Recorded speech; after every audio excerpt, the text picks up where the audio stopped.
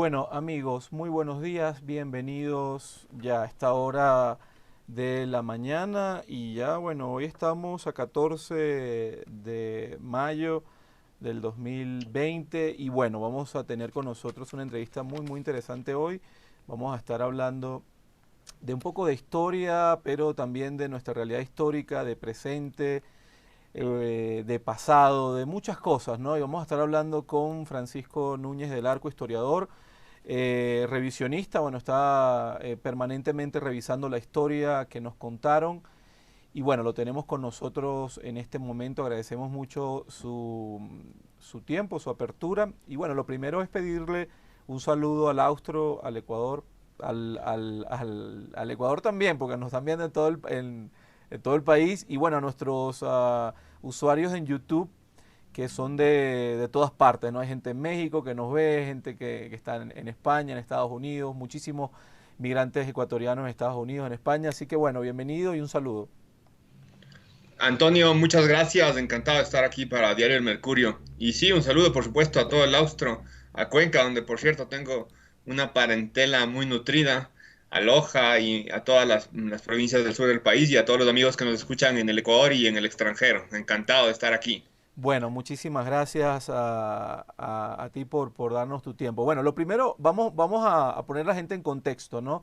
Queremos hacer una entrevista que tiene que ver mucho con lo que nos está pasando, lo que nos ha venido pasando en América los últimos 200 años, para no irnos tan lejos, y nuestra realidad, ¿no? Y cómo están los países, casi todos nuestros países hermanos viven condiciones muy similares y bueno, pareciera que nunca salimos del hueco, ¿no? En Sudamérica, lamentablemente. Cada vez como pareciera que nos enterráramos más. Y siempre soy de los que sospecho que, bueno, todo esto tiene que ver con nuestro pasado.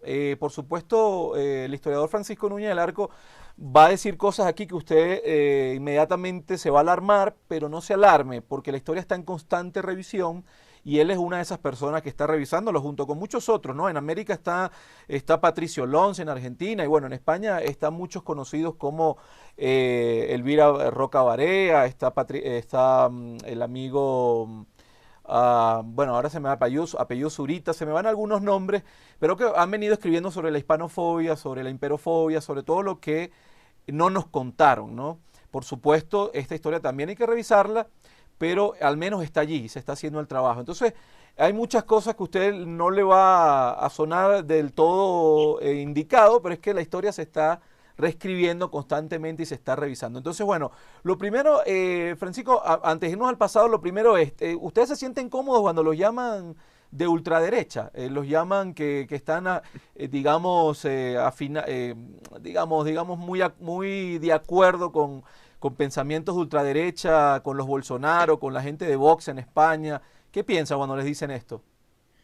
O sea, la verdad, Antonio, es que a mí me da gracia porque, o sea, mi trayectoria en la militancia metapolítica y política es de 20 años ya. Entonces, a mi altura, este tipo de calificativos no me asustan. Quizás hace mucho tiempo me asustaban, como todo, que le digan de ultraderecha o cualquier término que utilizan en general la gente ignorante y la gente de izquierda para calificar todo lo que no les cabe en sus moldes ideológicos. Pero hoy en día, como ha dicho Vox, y en eso tiene muy claro el discurso y yo lo comparto, más bien tomo esos insultos o esos calificativos como medallas, porque están marcando el camino, el buen camino por el que estoy caminando, ¿no? Ultraderecha es un término que la izquierda acuñó para designar todo lo que no está de acuerdo con sus postulados y dentro de eso cabe cualquier cosa, ¿no? Y en general se quiere asociar la ultraderecha a movimientos históricos como los fascismos y demás. Pero a mí me da risa, yo no soy de ultraderecha, la ultraderecha es un término completamente ideológico para descalificar a quienes no están de acuerdo con la dictadura del pensamiento único y la de la corrección política. Entonces, las categorías que ellos quieran aplicar a mí en lo particular me tiene sin cuidado y de hecho son libres de hacerlo, ¿no? La calificación sobre ellos es su responsabilidad, no la mía, ¿no? Entiendo. Bueno, partiendo desde ese punto, hablemos un poco de la idea general, ¿no? Antes de entrar a por qué estamos como estamos. Ustedes plantean, un grupo de historiadores importantes plantean que básicamente América se balcanizó, pertenecíamos a un imperio muy importante, quizás el más importante de la historia de la humanidad, un imperio que, bueno, nunca se ocultaba al sol porque estaba en Asia, estaba en todo el mundo, se manejaba la moneda más fuerte en todo el mundo. Eso fue un imperio único en la historia, ¿no? En eso estamos de acuerdo. Ahora, este imperio se balcaniza y se convierte en pequeños países y a partir de ese momento nos hacemos más débiles, aun cuando hablamos el mismo idioma, cuando tenemos prácticamente la misma cultura de norte a sur en América, nos balcanizamos y nos convertimos en personajes o en países con pequeños barquitos que van a la deriva dando muchos golpes. Ustedes dicen que posiblemente si nos hubiésemos quedado dentro del Imperio Español, si hubiésemos quedado en una unidad, hoy no estuviéramos viviendo lo que estamos viviendo. Eso es en términos generales. Y que bueno, personajes como Bolívar, como San Martín, como Miranda, como Sucre, pertenecían básicamente a una agencia inglesa que lo que quería precisamente era trabajar, bueno, para balcanizar esto, ¿no? Para convertirlo en pequeñas repúblicas y esto, bueno, iba a favorecer finalmente a Inglaterra o al reino inglés, ¿no? El Reino Unido. Por ahí estamos bien, es un poco para que resumas para la gente, Sí, en lenguaje bien somero, para que la gente entienda un poco lo que ustedes van planteando. sí, aunque hay que hacer precisiones, ¿no? Primero, por ejemplo, a nivel histórico, el término imperio también la izquierda se apropió para darle una calificación peyorativa, vinculándolo al imperialismo económico de las potencias del siglo XIX. Hay autores en el siglo XX, incluyendo algún ecuatoriano como Jorge Luna Yepes, que hacen una clara diferencia entre lo que es un imperio y el imperialismo. El imperio, o lo que diría María Elvira Roca Barea o Gustavo Bueno, Elvira Roca Barea me parece que toma la definición de Gustavo Bueno del imperio generador y el depredador, pero en la utilización de la palabra imperio como se lo entiende hoy, como lo utiliza la izquierda, como se lo utiliza generalmente, porque lamentablemente nuestro esquema mental general, no solo en el Ecuador, sino en el mundo, ha sido monopolizado por la izquierda, es en sentido peyorativo, que no tiene nada que ver con la realidad histórica de lo que fue la monarquía española en América. De hecho, llamarle imperio es de alguna manera no histórico, porque jamás la misma monarquía española se denominó a sí misma imperio, se denominó lo que era la monarquía española. La corona de Castilla en nuestro caso, porque los territorios de América no éramos colonias, sino que éramos reinos ultramarinos, reinos y provincias ultramarinos de la corona de Castilla en América, como tenían otros reinos dentro de la misma península ibérica y en otros territorios de Europa. La corona de Aragón, por ejemplo, tenía Sicilia y Nápoles. Y esa es la realidad histórica y jurídica precisa. Después, obviamente, por la extensión, el tamaño y la importancia que tuvo por 3 siglos, sí fue efectivamente un imperio, ¿no? Pero jurídica, históricamente, en la corrección que se debe hablar es la de la monarquía española o la monarquía hispánica universal. Reitero, el término imperio, Marx lo acuñó con esta visión de la explotación capitalista del imperialismo del siglo XIX, aparte teórico y falso, ¿no? Porque no vamos a profundizar en lo que fueron los imperios del siglo XIX europeos que cometieron muchos errores, pero que también obedecían una lógica de su época. Y el gran problema que tenemos aquí en general a analizar todos nuestros hechos pasados es el anacronismo. Entonces tratamos de aplicar criterios y conceptos de hoy a sucesos de hace 2, 3, 4, 5 siglos, y entre eso están términos como imperio. Yo le calificaría más bien de imperialismo a lo que pasó en el siglo XIX, y el imperio, un imperio tradicional al español, al estilo romano, que incluía dentro de su seno, en la misma naturaleza jurídica y política, todos los territorios a los que conquistaba. Eso por un lado. Por el otro, y perdón, a mí me gustan mucho las precisiones históricas, más que balcanización de esa monarquía universal presente en 5 continentes, debemos hablar de la latinoamericanización de Hispanoamérica, porque la balcanización es del siglo XX. Cronológicamente, la destrucción de la monarquía española y la separación en pequeños retazos divididos en contra de sí mismos y en contra de la unidad generadora en la península ibérica, es muy anterior a lo que pasó en los Balcanes. Entonces, lo No, correcto es claro, decir sí, que más bien los Balcanes, o sea, eso me parece que es un ejercicio histórico interesante porque la balcanización es el paradigma, el ejemplo máximo de la fragmentación de un territorio. Pero en realidad la latinoamericanización debería serlo hasta por precedente cronológico con un siglo de anticipación. sí. Y en ese contexto, lo que usted ha dicho, lo demás sí, o sea, en líneas generales es así, ¿no? Hay un interés geopolítico, económico, comercial de Gran Bretaña de dividir y enriquecerse con esa destrucción de Hispanoamérica y efectivamente Bolívar fue uno de los agentes causales en ese sentido. Ok, bueno, cuando usé el término balcanización, punto de vista semántico solamente para decir, bueno, la división de países, por supuesto que son términos, el punto de vista de cronológico es muy, bueno, en lo que tú has dicho está muy acertado, evidentemente esto es mucho más moderno, lo que pasó en los Balcanes y bueno, el término balcanización. En todo caso, bueno, hay dos cosas por las que te han atacado mucho, ¿no? Una, bueno, por ir a ponerle rendirle honores, ponerle flores a Isabel, a la reina Isabel. Bueno, por aquí ya de hecho, empiezan a llegar muchos comentarios. Yo les ruego, amigos, escuchen la entrevista, luego, bueno, manden su pregunta, pero es que no todos podemos pensar igual. Y aquí en este programa No nosotros podemos ni debemos. y en este programa tenemos a todos, cuando digo a todos, de derecha, de izquierda, del centro, de ultraizquierda, de ultraderecha. Así que usted escuche y si le agrada, bueno, se queda en el contenido y si no, usted sabe que puede irse inmediatamente a otro canal. Pero la idea de nosotros es que todos aquí tengan voz. Entonces estamos hablando un poco de historia y por qué estamos como estamos. Te atacaron por dos cosas. Por rendirle tributo a la reina Isabel recientemente y bueno, fuiste muy atacado. Ahora nos comentas por qué ese tributo. Y bueno, también has dicho que en realidad nosotros no descendemos de los incas, que los incas eran una clase muy superior, una casta muy elevada, minoritaria aparte, que no se pareaba con otras castas, sino entre ellos, y quizás se pareó mucho más con la monarquía española o con los que vinieron de España que con los propios oriundos pues, de estas tierras. Entonces esas dos cosas explícanoslas y luego vamos, digamos, desarrollando tema por tema lo que queremos desarrollar.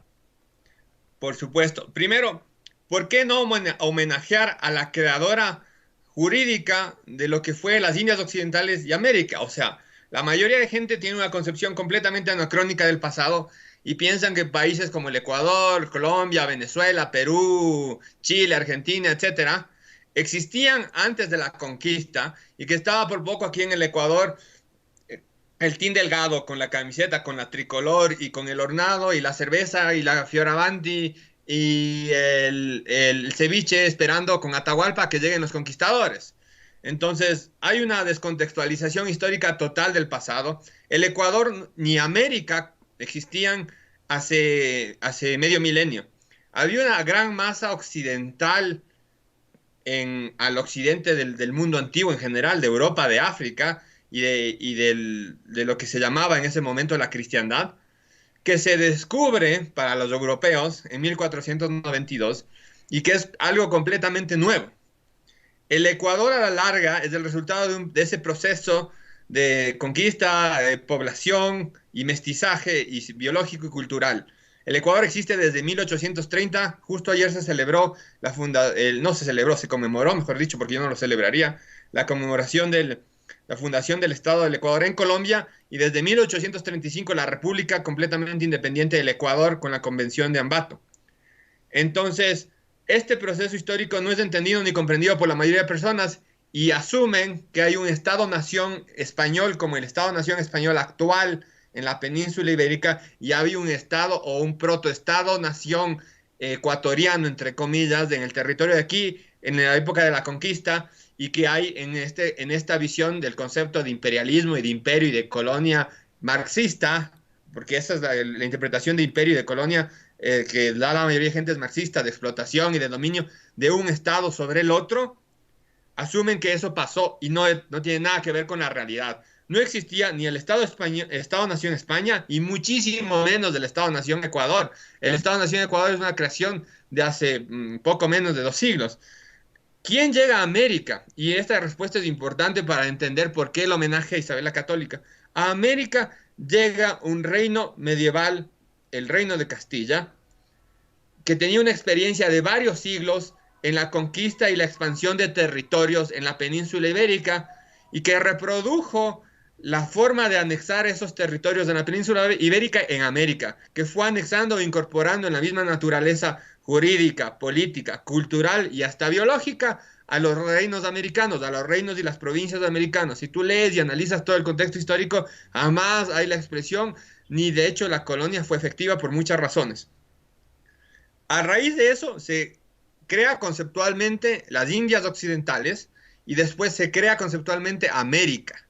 No hay la idea de América en los pueblos prehispánicos, ni siquiera hay idea de unidad en toda la masa continental de lo que ahora llamamos América. Por ejemplo, entre los incas y los aztecas, hagámonos esta pregunta importante. Los aztecas, Hernán Cortés los conquista entre 1519 y 1521, más de una década antes de la conquista del Tahuantinsuyo. ¿Cómo es posible que, habiendo sucedido este hecho tan trascendente para las civilizaciones prehispánicas, acá en Sudamérica el Tahuantinsuyo, el imperio, también más llamado imperio inca, porque es una occidentalización de la visión de los incas, el imperio inca en Sudamérica, no se enteró de esta conquista de México y no se prepararon, por lo tanto, para recibir a los castellanos? ¿Cómo es posible que no había este tipo de comunicación? ¿Por qué? Porque no había contacto. Tanto los aztecas como los incas y como los castellanos en la cristiandad en su momento, cada uno vivía en su propio universo separado, en sus multiversos. No había un solo universo. El rato que Castilla se expande hacia el occidente, empieza a ampliar la conciencia de la geografía del mundo y la conciencia propia de los individuos occidentales, adquiere e incorpora las Indias Occidentales o América a la corona de Castilla y la crea jurídica y políticamente. Antes de eso no existía. ¿Y cómo lo crean? Mediante instrumentos jurídicos como el Testamento de Isabel la Católica, donde se prohíbe enajenar los territorios de las Indias Occidentales de la corona de Castilla y donde también, por cierto, se manda el buen trato de los indígenas y demás. La primera reina castellana que tuvo las Indias Occidentales, que tuvo América, fue Isabel la Católica. ¿Cómo no la vamos a homenajear? Nosotros somos el resultado de eso, y no solo que somos el resultado de eso, sino que debemos la propia noción de la conquista justa, de la paridad de territorios a nivel político y jurídico con la península ibérica a Isabel la Católica. Entonces, es la fundadora política de América, de alguna manera. Por algo tiene una estatua. ¿Por qué crees que tiene una estatua? ¿Por qué creemos? ¿Por qué la gente, por qué va a tener una estatua aquí en Quito y un busto además? Es por una razón, ¿no? La estatua no la pusimos nosotros. Entonces, antes se tenía muy clara esta visión de nuestro origen preciso. Y para terminar, la respuesta larga, porque estas respuestas ameritan ser largas, nuestro homenaje es sentido y debido para honrar nuestros orígenes y nuestro pasado. Pero no somos ni los primeros ni los últimos que lo haremos. El Estado ecuatoriano en 1892 erigió un monumento a Isabel la Católica en la Plaza Grande, donde actualmente está el Monumento a la Independencia. Entiendo. Ahora, bueno, y claramente si en algo podemos coincidir todos es que queramos o no, somos descendientes de ellos. Tenemos sangre indígena, tenemos sangre española. Ahí estamos claros. O por lo menos sangre castellana, ¿no? Te pregunto algo, el tema de los incas, ¿no? Tú decías que no descendemos de los incas. A ver cómo se lo explica a quien nos está escuchando.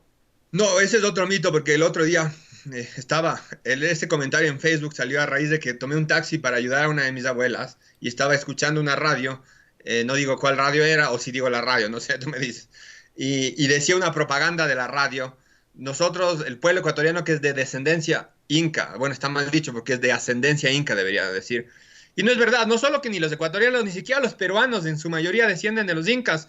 El mestizaje entre los españoles y los pueblos aborígenes americanos en nuestro territorio incluyó a todas las etnias que habitaban acá, los pastos, los caranquis, los pillajos, los zambisas, los yumbos, los cañaris, etcétera, etcétera, etcétera, todos los pueblos que había en el territorio que era del Ecuador.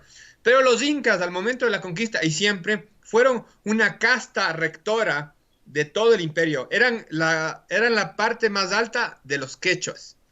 Y los quechuas son un pueblo originario de alrededor del sur del Perú, que se expandieron y son la base militar de la expansión inca, pero la élite, ahí sí vale la palabra élite, la casta, y de hecho una casta, porque era una casta, los incas, no te olvides que para tener la categoría de inca tenías que pertenecer a una de las panacas. ¿Qué eran las panacas? Eran los clanes reales. ¿Qué eran los clanes reales? Era la gente que se casaba endogámicamente entre sí mismo con sus parientes para seguir generando grupos de poder que no se disgregaran.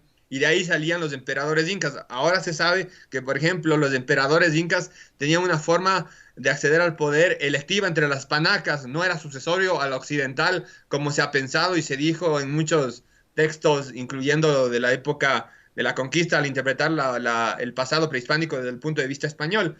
Entonces, los incas eran una casta rectora, eran una ínfima minoría en el gran Tahuantinsuyo, que no sobrepasaban el 0,1% de la población y nunca se mezclaron con los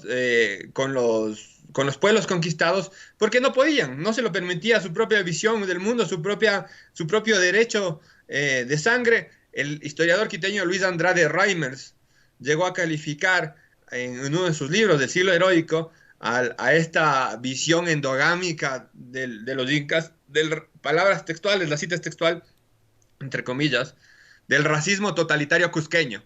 Entonces, estos eran la capa superior de los quechuas y los quechuas eran, y otros pueblos aliados, las tropas conquistadoras. Y cuando llegaron al Ecuador, vinieron pocos, y incluso los quechuas fueron pocos y se asentaron en lugares puntuales. Y de hecho, en este comentario que hice en Facebook me agradó porque un indigenista me comentó y me dijo, de acuerdo, Francisco, todo lo que has dicho es tal cual y por tal razón, y especificó todas las etnias. Entonces, acá casi no hay descendientes de incas y acá ni en el Perú ni en casi ningún lado, porque hay esta idea de que los incas eran la generalidad de los pueblos y no.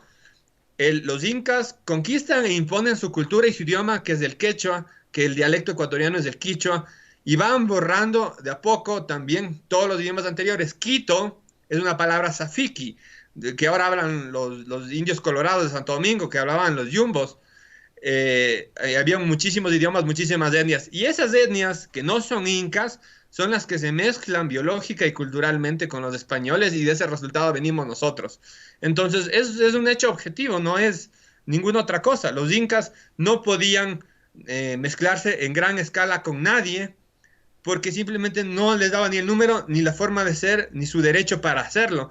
Y la poca mezcla que sí tuvieron efectivamente durante la conquista fue entre las mismas noblezas española e inca, y hay muchísimos descendientes de los incas entre ciertos segmentos sociales en Sudamérica, que más bien son más hacia el lado criollo, y en España igual hay un montón de gente que desciende de los incas como descienden de los aztecas, igualmente porque las noblezas aztecas de incas se casaron con la nobleza española. Entiendo. Bueno, amigos, a todos los que se conectan, que ya son unos cuantos, les recuerdo, no tiene usted que estar de acuerdo con lo que está escuchando, simplemente escúchelo. Y aparte, esto no es un pequeño movimiento, esto es un grupo muy grande de historiadores que están revisando la historia, no solamente la de América, la del mundo entero, y que están allí, solamente hay que buscarlos, ¿no? Por supuesto que escucharlo a veces pega al que ha venido escuchando durante toda su vida que Bolívar es un héroe, pero bueno, tiene también sus bemoles Bolívar, era un tipo con muchos demonios. Esto no quiere decir que lo que vaya a decir aquí Francisco Núñez del Arco es totalmente correcto o incorrecto, y usted verá cómo lo toma o no. Pero lo importante es que nosotros le demos la voz y usted lo escuche. Hablemos un poco entonces, nos venimos un poco entonces ya más hacia acá, ¿no? Hablemos de esta campaña libertadora. Ustedes han venido planteando muchos historiadores que Bolívar, bueno, era un tipo con muchísimos demonios, de un padre violento, bueno, atado a muchas cosas que hoy no nos gusta escuchar de él. Yo, como sabes, soy de la patria del Libertador, y bueno, hablar mal de él allá es prácticamente un pecado, ¿no? Te queman vivo, sobre todo ahora que lo ha hecho el populismo un poco más presente. Cuéntanos qué piensas tú de Bolívar, qué piensas de los Miranda, de los Sucre. Si realmente hablemos de Bolívar, ¿realmente te parece un tipo, un genio como lo han pintado o no? En todo caso, a mí me parece que sí, porque bueno, si fue un agente inglés o no, logró algo muy importante. Cuéntanos un poco la visión que tienen ustedes de Bolívar. Un genio para el mal. Yo lo considero en lo personal un traidor. Y palabras no son históricas, este es mi calificativo personal. Es una de las cosas más nefastas que le han pasado a América. Que tenía su genio, sí, porque para hacer algo como lo que hizo tienes que tener tu genio.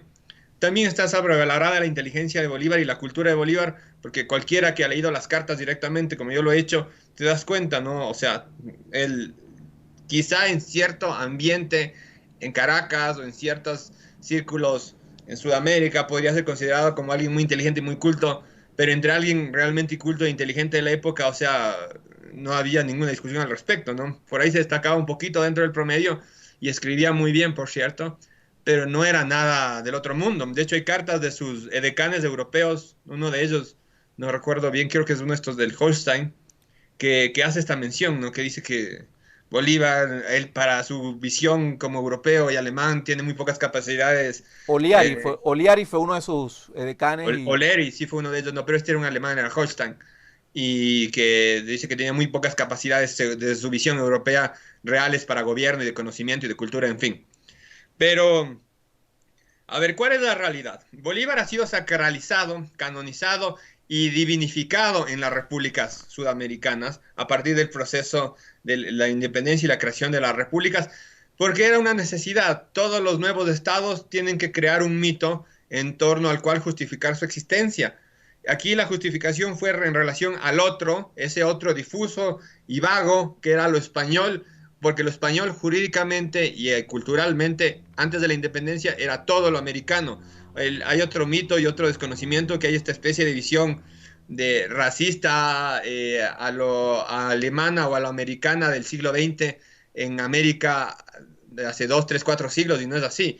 El mestizo biológico se consideraba jurídicamente español para todos los fines. La cultura española se impartió entre todos los pueblos, los negros, los indios, los criollos, los mestizos, y se reconocía eso por derecho y por ley, ¿no?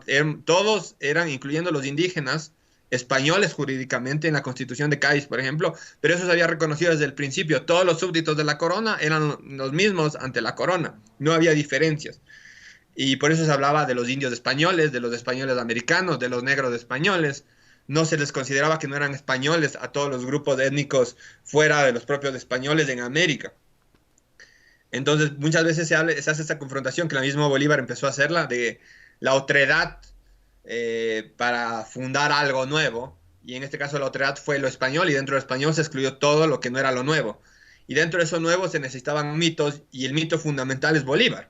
El libertador y todas estas ideas son la base de la república. Si te fijas, ¿cuál es el culto identitario de Venezuela? Es Bolívar. O sea, yo esa pregunta siempre la hago a los venezolanos, a los colombianos, a los ecuatorianos, a los argentinos. sí, Dime una, lo mismo para los colombianos, por lo supuesto. mismo para los ecuatorianos, o los argentinos con San Martín. Dime una palabra que defina la identidad venezolana. Así como yo, cuando yo digo Estados Unidos es freedom o liberty, libertad. Verdad o no, pero es lo que se te viene a la cabeza. Sí. Cuando dices Francia, es revolución. Cuando dices Bueno, España, nosotros usamos mucho independencia. ya eso, independencia, eso. Venezuela, independencia. ¿Y qué es la independencia? Es Bolívar. Entonces, es el mito necesario que él mismo se ayudó a crear, y todos los sucesores en las repúblicas lo alimentaron de forma fanática, no racional, para hacer esta especie de semidios que hizo todo lo que hizo porque estaba preocupado por el pueblo y quería su beneficio y le interesaba el bien de la patria. Patria que, como tú bien dijiste, al final hasta lo rechazó, acabó muriendo en Colombia. Y hagamos un ejemplo un poco más Bueno, traído. eso lo hablamos en off, pero para que sepa la gente, Sí. básicamente, bueno, Bolívar, como saben, es muy querido ahora, es muy venerado, pero en su momento no lo dejaron morir en Venezuela. Las oligarquías lo sacaron, bueno, terminó muriendo en Colombia. Traído, por ejemplo, hechos traídos a los hechos, que Netflix sacó una serie de Bolívar hace poco. Y tú ves la serie de Bolívar, y hay, bueno, tantos errores históricos, pero el que más me llamó la atención es el que está en el tráiler, porque yo ni siquiera quise profundizar en mucho eso. Bolívar aparece frente a la gran masa samba y mulata de Venezuela, gritando la independencia, y toda la gran masa venezolana a favor de Bolívar, sí, la libertad, no sé qué. Y fue todo lo contrario. La gran oposición de Bolívar vino dentro de la misma Venezuela. Los llaneros venezolanos, el último caudillo realista en contra de la independencia de América, fue Dionisio Cisneros en Venezuela. Todos los negros y los zambos se aliaron con el Taita Bóves en contra de Bolívar. Los indios guajiros, que es una otra característica que en Venezuela les identifica mucho, se levantaron en contra de la Legión Británica y en contra de todas las tropas de Bolívar. Entonces hay una visión sesgada y errada, no solo en Venezuela, sino en todo el continente, de lo que en realidad buscaban. ¿Por qué los pueblos, o el pueblo en abstracto al estilo francés, que a mí no me gusta, yo prefiero hablar de los pueblos de plural, porque eso es algo más concreto, se levantaron en contra de alguien quien supuestamente les iba a dar libertad y les iba a dar un montón de cosas, como se nos ha dicho en la historia, en el terruño? Acá hay un libro muy típico del Ecuador, de la escuela, que por suerte creo que ya no se imparte, aunque bueno, habrá que ver en comparación con los textos actuales, que se llamaba El Terruño. Y yo digo la terruñocracia, porque fue un escrito por dos profesores de colegio sumamente patrioteros, de chavinistas. Entonces te metían todo el cuento de la patria en esas cosas y eran todas estas historias de historieta, de cuentos de hadas para divinificar a estas figuras. La realidad es otra. ¿Por qué los pueblos se levantan en contra de Bolívar?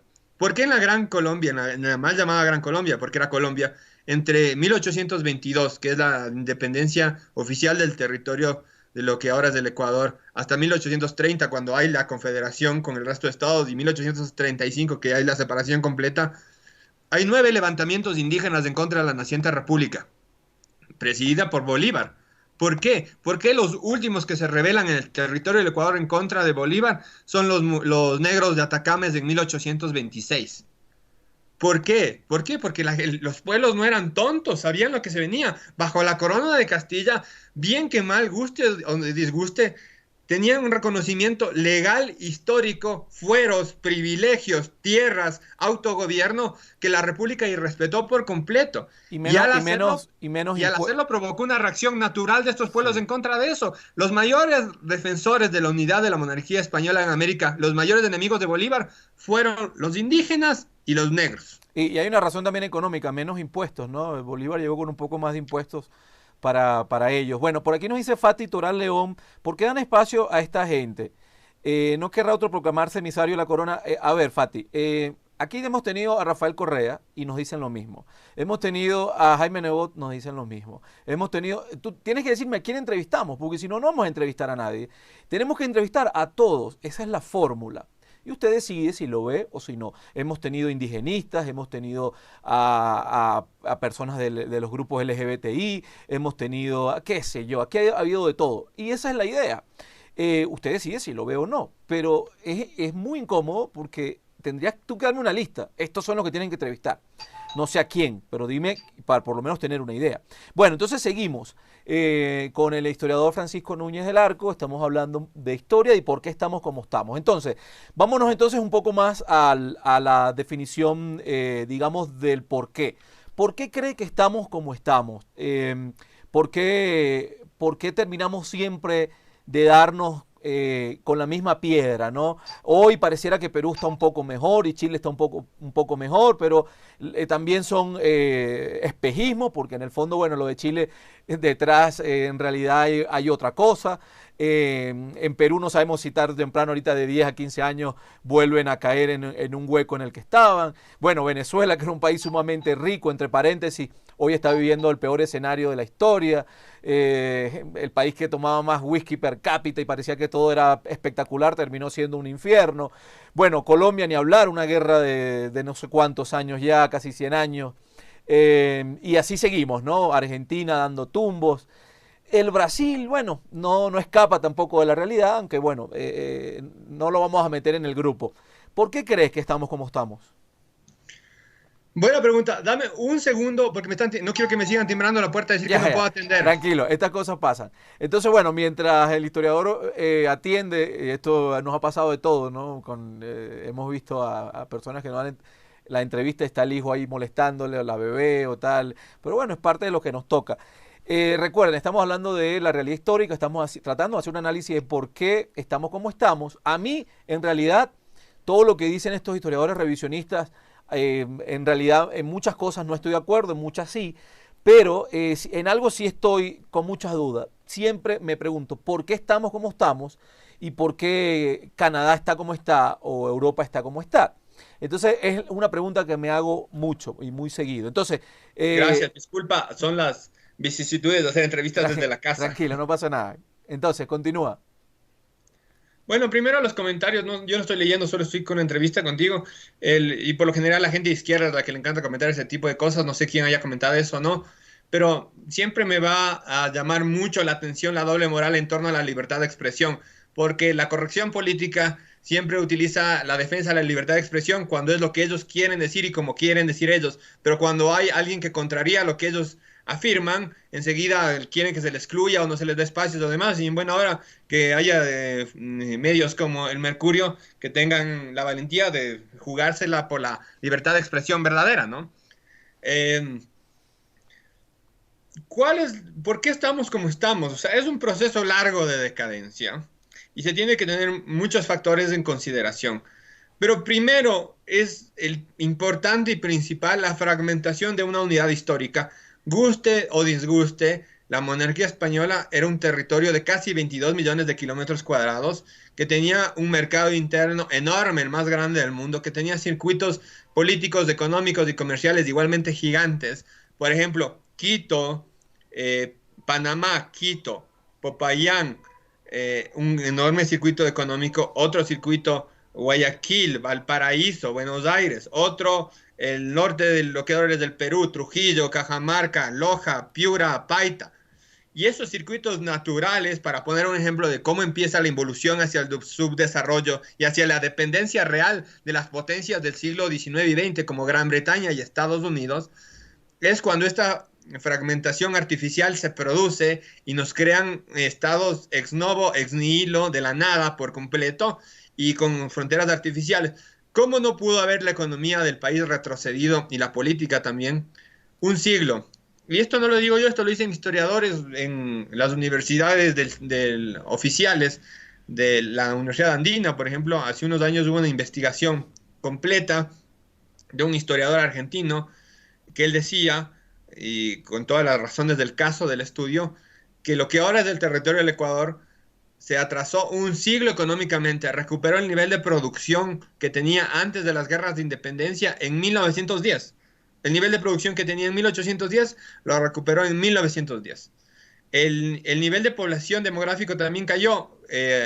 Costales Samaniego, otro cientista social de centro izquierda, diría yo, hasta de izquierda, con conciencia social, como les gusta llamar a muchos, hablaba de la gran pérdida demográfica de lo que fueron la guerra de independencia y todas las guerras civiles que le sucedieron en el siglo XIX al territorio del Ecuador. Y él afirma que el 80% de la población en edad militar, la población masculina, murió entre la guerra de independencia y todas las guerras civiles que le sucedieron hasta la revolución liberal de finales del siglo XIX. El 80% de la población masculina de edad militar, ¿qué significa? El 80% de la población económicamente activa. Si le sumas todo eso a la fragmentación de los espacios naturales, del comercio, de la industria y del crecimiento económico y social que tenían nuestros países con fronteras artificiales como se nos impuso, es natural que nos hayamos retrotraído por completo. Y además de eso, se nos impusieron de forma unilateral préstamos que crearon la famosa deuda externa. Bolívar lo hizo, nos endilgó un préstamo a Venezuela, Nueva Granada y el Ecuador, que lo adquirió a título personal, pero cuando murió los estados tuvieron que asumirlo, y en la división al Ecuador le tocó una repartición pésima porque le tocó con un peso mayor del que en verdad debía haberlo tenido. Esto se dirimió en el Tratado de 1832 con el resto de estados conformantes de la Gran Colombia, porque la Gran Colombia existe hasta 1835, al menos en el caso del Ecuador, que ya se conforma como república independiente.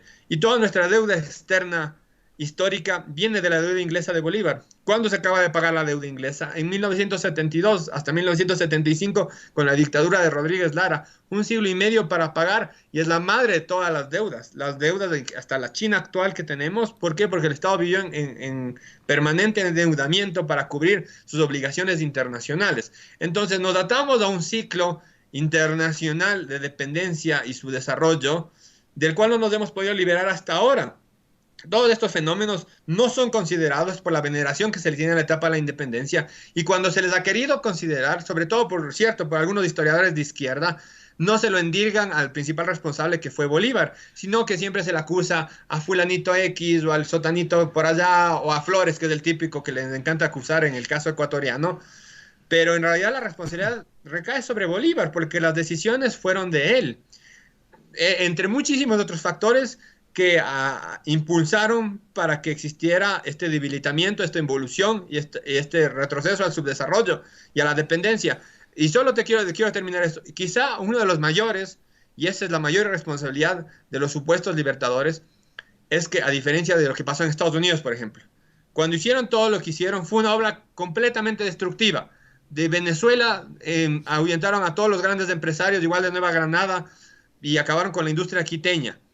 Y el problema es que después de la gran obra destructiva, de la destrucción de la economía, de las muertes de cientos de miles, del atraso enorme que produjo, como lo va a producir la pandemia, el único parangón que estamos viviendo ahora es lo que sucede ahora, hace 2 siglos, me parece que es un buen ejemplo. Y, y después de la destrucción, no vino creación, no hubo proyectos de estados, no hubo proyectos de nación, hubo improvisación permanente. No hubo un solo proyecto que digamos, bueno, bacán, ya se acabó, no tenemos nada que ver con el resto de territorios americanos, ni con España, ni con la península ibérica, la España peninsular, pero vamos a darnos un proyecto como nación y vamos a salir adelante. No hubo una élite de verdad, no hubo un proyecto de nación y eso nos condenó al fracaso y a la improvisación perpetua. Bueno, aquí hay un mensaje muy interesante de Daniel Tello, ¿no? Daniel Tello dice, entiendo que el proceso de libertad y de libertad bolivariana ha sido mitificada y exagerada, y que sí, el criollismo sacrificó ciertos derechos que tenían los nativos frente a la corona. Lo que no entiendo es por qué este señor reivindica de manera anacrónica la corona española y defiende un discurso de tinte colonialista desde una posición evidentemente criolla. Siento que hay muchas contradicciones en lo que dice y eso se da cuenta de su posición sesgada y obtusa. ¿Qué se le dice a Daniel Tello? Primero, bueno, la reivindicación, yo no estoy reivindicando nada porque la gente no analiza la historia y el presente. Yo estoy hablando de conceptos, ideas y hechos históricos de hace 2 siglos y más atrás. La corona, la realidad de la corona es la de esa época a la que yo hablo. No estoy hablando de la corona actual, ni del rey actual, ni de la monarquía actual, con el que no tenemos nada que ver, ni en lo personal a mí no tampoco me interesa nada tener que ver. Entonces eso es una mala interpretación que hace el señor por un lado y hay que entender la realidad de la monarquía española en América. La gente tiende también a confundir. Cuando hablo de monarquía española en América, estamos siendo muy claros. La monarquía es todo el territorio, lo que vulgarmente se le llama el imperio español. La palabra histórica correcta, el término histórico correcto es la monarquía española. El imperio español jamás se designó a sí mismo monarquía, imperio español. El imperio se llamaba monarquía española. Nosotros éramos parte de la monarquía española, no del imperio español. Que tenga claro, y que la monarquía no era solamente el rey, era toda la unidad de los territorios bajo la corona. Eso es una cosa. Son términos históricos, no estoy haciendo referencia a cuestiones históricas, no a cuestiones actuales. Segundo, el colonialismo. Colonialismo nuevamente es una expresión que la izquierda, el marxismo, utilizó para imponer su conceptografía sobre la visión total de los hechos pasados. Colonialismo es una interpretación que Marx da para los imperialismos del siglo XIX, aplicado sobre todo en África, lo que hacía Inglaterra en la India, lo que hacía el Congo en Bélgica, lo que hacía Alemania igual en algunos territorios del África. Eso es lo que Marx llamó el colonialismo y la explotación. Aquí no hubo colonialismo, nosotros éramos territorios en completa paridad e integración con los de la monarquía española en América. La monarquía española fue una realidad plurinacional, poliárquica, multiétnica y supranacional para efectos prácticos. Entonces, esto se debe entender. No es ni apología ni la otra cosa que dijo el señor. Es la realidad de los hechos históricos. Sí. Por aquí también, bueno, por supuesto hay gente Y que el tema escribe... del criollismo, perdón, el tema del criollismo, esto se interpreta, no sé a qué se refiere claramente, esto no sé si me da un tema étnico. El tema del criollismo, yo no he hablado hasta ahora, pero en mi libro, Quito fue España, Historia del Realismo Criollo, le llamo así, porque hay el gran mito, y fue mi intención llamarle así al libro, de que los criollos en masa, en bandada, el 90-95% de los criollos estuvieron a favor de la independencia, entre comillas, y no fue así.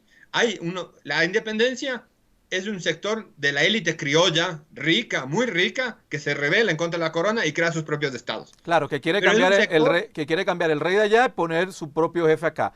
Mira, que yo, es un sector del criollaje, pero no es todo el criollaje, porque eso es otra cosa que nos han mentido y nos han machacado. Johnny Centeno, bueno, otro de los que nos dice este señor lo único que hace es generar apología al racismo y al colonialismo. Diario El Mercurio es el colmo que también promuevan este tipo de contenido. Bueno, Johnny, me imagino que también te molesta que entrevistemos a correístas y a gente de izquierda. Pero ¿por qué Ya Brasil? va, pásanos una lista de a quién entrevistamos, porque la lógica es que yo como periodista entrevista a todo el mundo y tú puedas escuchar todas las voces. Si no lo hago, estoy autocensurándome y censurando. Y esa precisamente no es la misión deontológica del periodismo. Pero bueno, ese es otro tema. Esto lo mismo nos pasa cuando entrevistamos a cualquiera. No creas que esto es solamente No, yo contigo. sé, yo sé, yo No, sé, no, aparte que soy un personaje polémico y causo polémica, claro. y me agrada ser polémico y que salgan con ese tipo de estupideces, no sé de qué racismo hablan, la verdad. Ajá, qué país persiguen ustedes?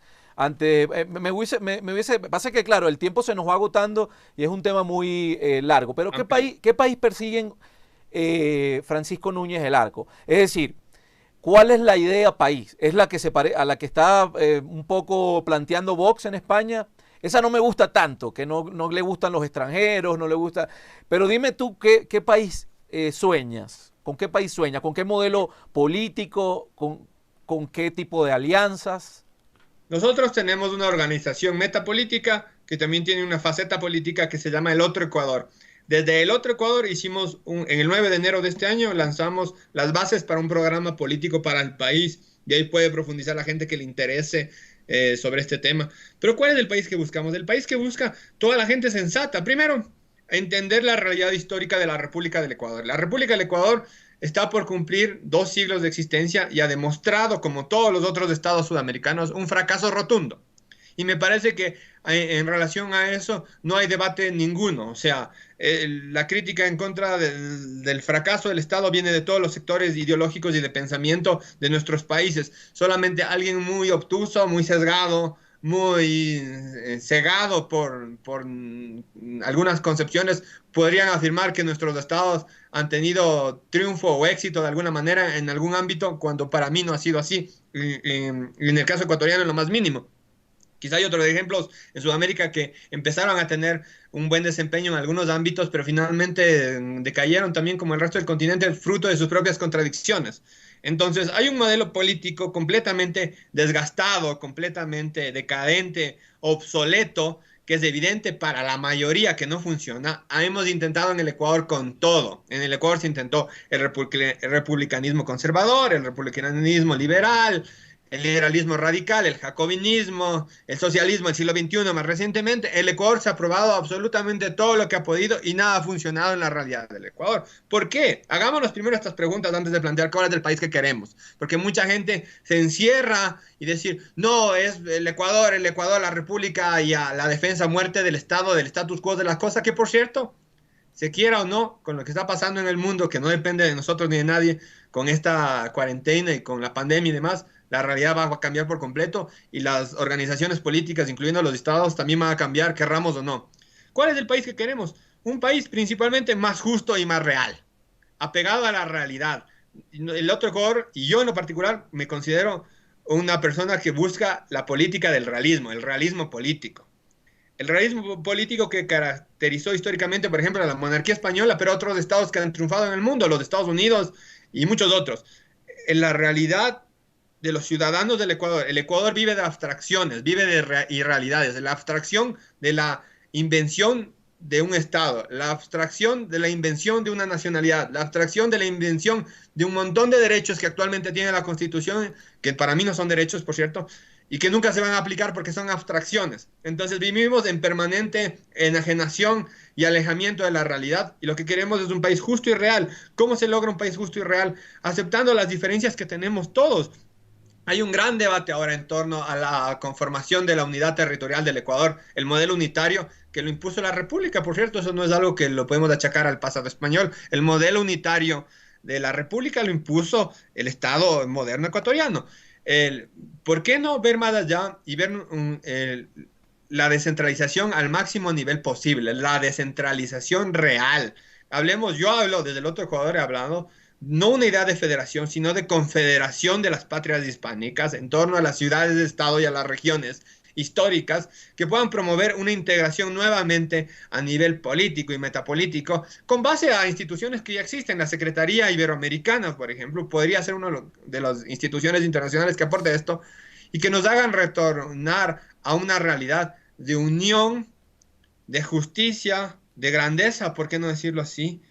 Y de mayor realidad para todos, porque vivimos desapegados plenamente del entorno. No tenemos arraigo. El gran problema del Ecuador y de nuestros países es que son países sin arraigo. ¿Cuál es el gran error del ecuatoriano hoy en día, a pesar de que le duele y llora y sufre por su país, que no siente arraigo? ¿Por qué tenemos tanta corrupción, tanto robo, tanta miseria, tanto latrocinio en nuestro país? Porque aquí, aunque todo el mundo se rasgue las vestiduras, en el fondo nadie se siente ecuatoriano. ¿Por qué? Porque no tenemos identidad. Si nosotros le vamos a dar identidad al ecuatoriano de verdad, muchas de estas falencias se van a superar de forma natural. Ustedes han venido, en cierta forma, pidiendo un poco un grado de acercamiento con España, es decir, volver a España. Pero España está metida en un torbellino increíble, también vive una gran crisis. Y tenemos, bueno, por supuesto, claro caso de Cataluña que quiere separarse, etcétera, etcétera. Es decir, nos vamos a unir a un sistema que no se encuentra tampoco, que está bastante dolido, tocado, herido. ¿Cómo interpretamos eso?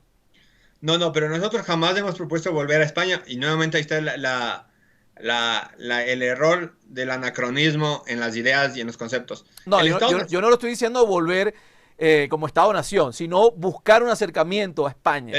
Eso, por supuesto que sí tenemos que buscar un acercamiento a España y eso es algo que ya existe. Por ejemplo, la Secretaría Iberoamericana ya se creó hace más de 15 años para hacer esta coordinación entre los países ibéricos, España y Portugal, con el resto del continente, porque es nuestra esfera civilizatoria natural. Nosotros no nos podemos reintegrar a algo de lo que nunca fuimos parte. El Estado-Nación Ecuador nunca fue parte del Estado-Nación España. Eso hay que aclararlo primero. El Estado-Nación español nunca tuvo territorios en América. Punto. Hay una realidad histórica que es la monarquía española, que esa fue la que tuvo reinos en América, que es otra realidad. Nosotros, por supuesto, buscamos un acercamiento geopolítico con todos los países hermanos en Hispanoamérica, en Asia, en África y, por supuesto, con España. ¿Por qué no? España compartimos orígenes, idioma, civilización, cultura e intereses. Hay realidades políticas actuales, como tú has dicho, con lo que estoy de acuerdo, que es muy incierto lo que pasará en España, pero hay partidos como Vox que tienen muy clara la visión hispanoamericanista que tiene que tener España. Santiago Abascal ha dicho con mucha razón que España tiene que volver los ojos a Hispanoamérica, porque Hispanoamérica va a ser la fuerza de España, no solamente en Europa y en América, por supuesto, sino en el mundo. Y tiene razón. El mundo anglosajón, hagamos de estos parangones, de estas comparaciones, porque a veces sirve. El mundo anglosajón tuvo su separación, su independencia, sus guerras de Estados Unidos por acá, Australia por allá, Nueva Zelanda. Pero a la final el mundo anglosajón entendió, el establishment del mundo anglosajón entendió que no podían andar separados. Y tienen una confederación tácita, todos los grandes países anglosajones, Australia, Nueva Zelanda, Canadá, Estados Unidos y el Reino Unido. Y todos los pequeños enclaves coloniales que todavía tiene el Reino Unido por el mundo.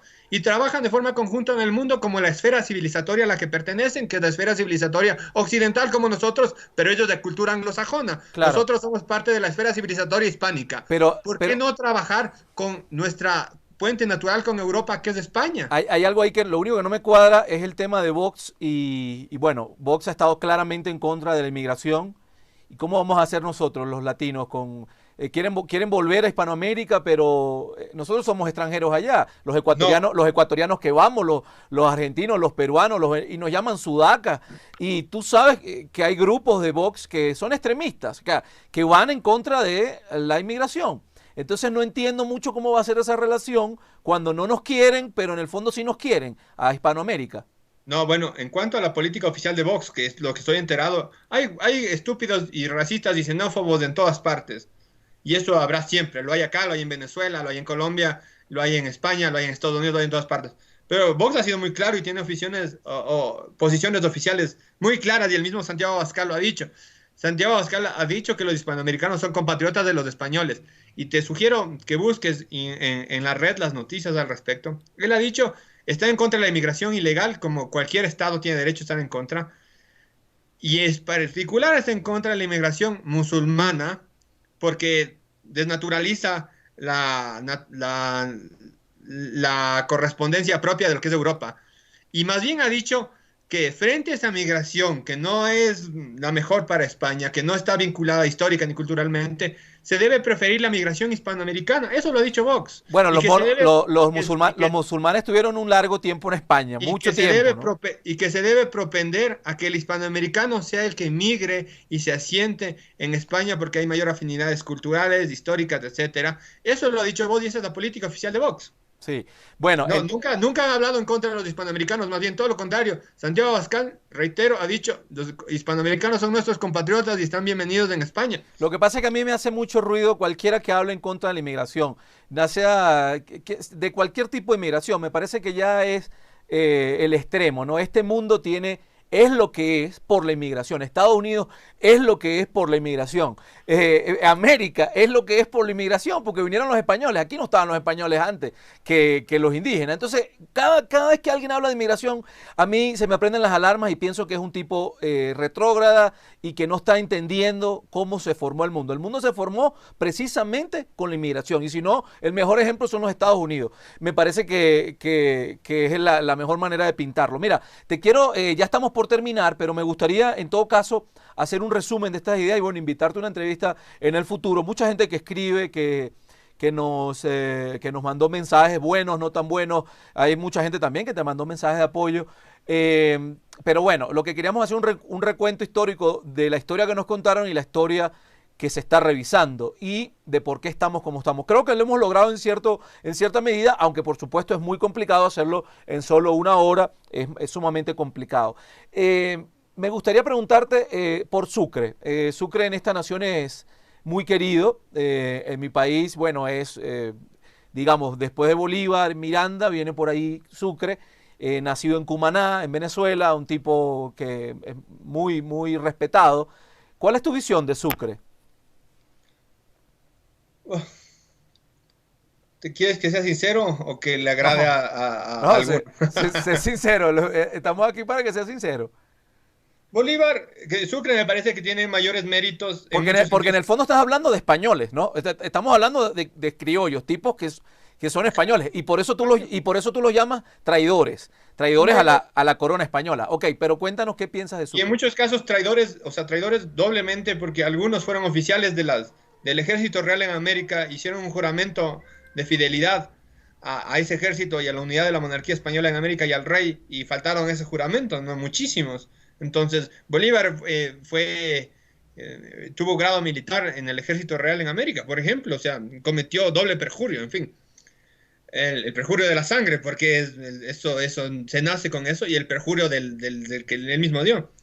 Sucre para mí, en muchos aspectos, tiene más méritos que Bolívar porque él era el que se fajaba y el que se partía el lomo en la guerra y en las batallas, por ejemplo. Bolívar era el que llegaba de pronto a recibir la gloria y las fiestas y los bailes y los títulos, pero el que en realidad estaba ahí en el frente de batalla era él, ¿no? Y el que ganó la guerra militarmente de alguna manera fue él, no fue Bolívar. Y eso me parece que tiene mucho mérito porque yo respeto la valentía militar en todos los frentes. Pero políticamente él fue una de las primeras personas que se dio cuenta de los errores que cometieron, como muchos independentistas, ¿no? Incluyendo el mismo Bolívar, murieron arrepentidos de lo que habían hecho. Y Sucre se empezó a dar cuenta de estos problemas que él mismo ayudó a crear con excesos, en algunos casos gravísimos, como lo que pasó en Pasto, la masacre de la Navidad Negra de 1822, donde cometieron un genocidio con la población de Pasto, le obligaron a hacer migraciones forzosas. Muchos cuencanos, por ejemplo, descienden de pastusos, porque a los pastusos se les obligó a migrar a Cuenca para disgregarlos y tener control sobre esa población, ¿no? Entonces cometieron excesos en bases ideológicas que no se acercaban a la realidad de lo que necesitaban nuestros países, y sobre todo impusieron un modelo de un ególatra, de un dictador, porque Bolívar fue un dictador, y de una persona que no tenía ningún proyecto de país ni de Estado, como fue él. Y en ese sentido la responsabilidad recae sobre Sucre, porque él fue la principal mano derecha. Hubo varias manos derechas, pero la principal fue Sucre. Entonces es corresponsable de todo lo que pasó. Además, hay en lo personal, juzgándolo a Sucre, en lo personal también se ha creado en el Ecuador una leyenda de que el gran mariscal del Pichinche y de Ayacucho y toda esta relación romántica supuestamente con la marquesa de Solanda y demás, cuando se ha comprobado que Sucre se rifó, y esto es un testimonio de un general irlandés de la independencia en su autobiografía, con otro general en el Perú, en una apuesta con quienes iban a cazar. Entonces, ese era el nivel de consideración que tenían por los países donde estaban. Éramos países conquistados, y hasta las mujeres se las rifaban como mujeres de conquista. Y de esa manera igual se rifaron un montón de otras cosas y se repartieron arbitrariamente, incluyendo el poder en nuestros territorios. Y Sucre fue uno de los principales actores en ese sentido en lo que ahora es el Ecuador. Sí. Mira, esto va a desagradar a muchos. ¿Quién acabó matando a Sucre? No fueron los realistas, no fueron los pastusos. A Sucre lo mataron, no se sabe claramente quién. Muchos dicen que fue Obando, otros dicen que fue Flores, pero fue una bronca entre independentistas. ¿Por qué se mataron entre ellos? Esa es la pregunta que debíamos hacernos En nosotros, ¿no? Berruecos, ¿no? Berruecos. ¿Por qué? ¿Por De qué la hecho, bronca? ¿Por qué el asesinato? ¿Por qué todo ese trágico final entre ellos mismos? de hecho, acaba de salir una película también de ese tema, es exactamente ese. No la he podido ver, pero la estoy buscando. Bueno, se nos quedó una sola pregunta en el tintero, pero lo vamos a dejar para una próxima. La pregunta del millón, ¿no? ¿Qué hubiese pasado? ¿Cuántas veces yo he hablado esto con historiadores, ¿no? Si nos hubiesen conquistado los ingleses y no los españoles. Esa pregunta es la del millón. Tú y yo no Sí, existiríamos para comenzar. sí, sabemos que el imperio inglés fue mucho más cruel, le costó poner la primera universidad mucho tiempo después que lo hicieron los españoles en América. Bueno, no dejaron poblaciones indígenas, prácticamente las exterminaron. Aquí, bueno, se mezclaron los españoles hubo mestizaje, pues ahí es donde está el famoso genocidio. Pero es un tema muy, muy interesante, pero lo vamos a dejar para una próxima ocasión porque ya llegamos a la hora de entrevista. Amigos, les recuerdo, este espacio está para todo el mundo. Entonces, de repente no lo ve usted en el universo, en el comercio o en una radio, una televisora en Quito, porque bueno, tienen a sus grupos de invitados. Nosotros aquí no hacemos ningún clic con ningún invitado. Entrevistamos a todo el mundo. Te agradecemos mucho, Francisco, y bueno, yo como siempre le digo a mis invitados, he disfrutado mucho la entrevista, por eso también los traigo. No importa quién sea, siempre disfruto mucho la entrevista y vamos a organizar pronto, si te parece, cuando todo esto pase, un debate con un indigenista, de repente con Yacu Pérez. A ver. Por favor, yo le estoy pidiendo el debate en Twitter, me quedó mal en diciembre, me responde en medio de la cuarentena que sí. Si lo hacen ustedes, les agradezco. Bueno, vamos a tratar de organizarlo por aquí, con Yacu Pérez, que tiene mucho documento, también ha escrito mucho, he leído un par de libros de él, me parece sumamente interesante, y la verdad es que los dos lados de la historia a mí me fascinan, tanto la historia, lo que cuenta el indigenismo, como lo que cuenta, bueno, lo que está en contra digamos, el hispanismo, sí, yo iba a decir todo lo que está escrito en contra de la hispanofobia. Entonces, bueno, te agradezco mucho y espero hacer un contacto pronto. No tenemos tiempo de que despidas, pero sí le puedes enviar un saludo al Austro. Saludo a toda la gente que me escucha en el Austro. Muchas gracias por la entrevista. Y miren, solo esto, estamos en una oportunidad histórica como hace 2 siglos que no se va a repetir. Aprovechemos para corregir los errores de 2 siglos de un Estado fracasado. Gracias. Sí, por aquí nos dicen que debatas, nos dice Mao Jesús con Leónidas Giza, pero creo que el mejor debate sería con Yacu porque ha escrito sobre el tema. No sé si Leónidas ha escrito sobre el tema. Estoy casi seguro que no. Pero Yacu tiene ya por lo menos 2 o 3 libros que tienen que ver con la defensa del indigenismo y evidentemente en contra de lo que pudo haber sido una invasión, lo que él considera una invasión. Bueno, amigos, entonces estamos conectados y muchas gracias.